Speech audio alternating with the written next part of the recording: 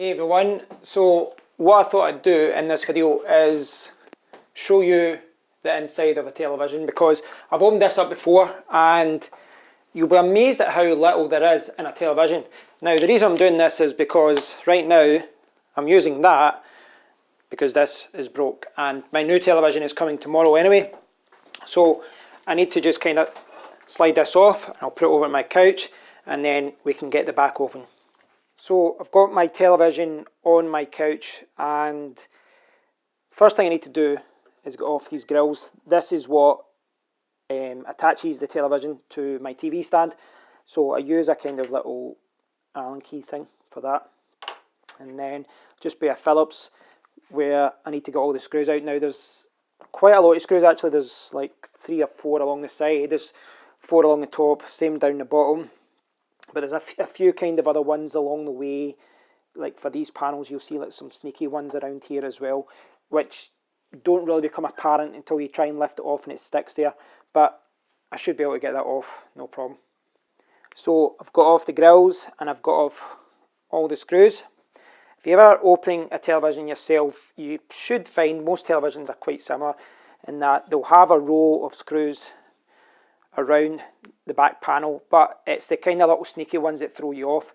On this television there was like 2 here, but there was also 1 at the AC adapter, and I think like there's a little one there, but I don't think that one is necessary. But just pay attention to any of the kind of little nooks and crannies and any other screws, because those ones will keep the panel down as well.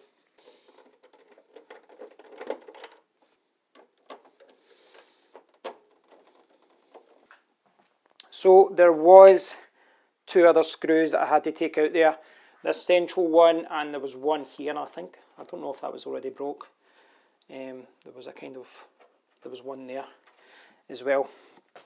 So this is it. This is what's inside the television. This is all that you get, which is quite surprising in many ways, because you just assume it's like a laptop where it's all packed together.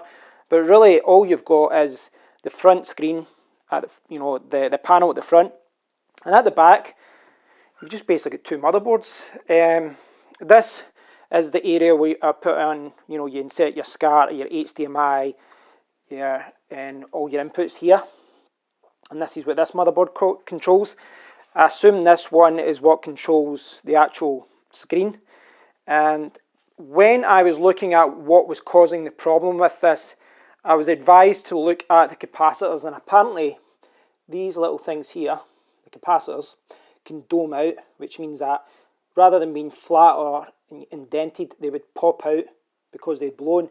Now I couldn't find anything like that when I actually investigated it, and I still don't know what was causing the problem. Could be a power supply issue, could be the motherboard is fried, could be something like that, but from what people say, most of the time what happens is the capacitors fry just because the televisions are on so much, or it could be a weak power supply. But it is quite surprising when you see it opened out how little there is to a television. Now this television was bought in 2010, but this is basically how televisions look in the inside. This seems to control all of the computer side of it. You have your USB ports, your HDMI and all that, and this, from what I'm led to believe, controls the front panel. So it is quite surprising. This was a 47-inch television, and from the back I would have just assumed that there was more electronics around here and around there, but it just seems to be that you've got the 2 motherboards, and then it's really about ventilation and just keeping the front screen all powered on. So guys, I hope you've enjoyed this video. It was just a quick look at showing you what the inside of a television looks like. I've got a new television coming tomorrow, and all I'm doing now is deciding whether I keep this, try and fix it, or probably just take it down to the pit, take it down to the recycling plant, get rid of it, because it's kind of useless now. But thanks for watching, and once again, when you see a big television like this, that's all there is in the inside.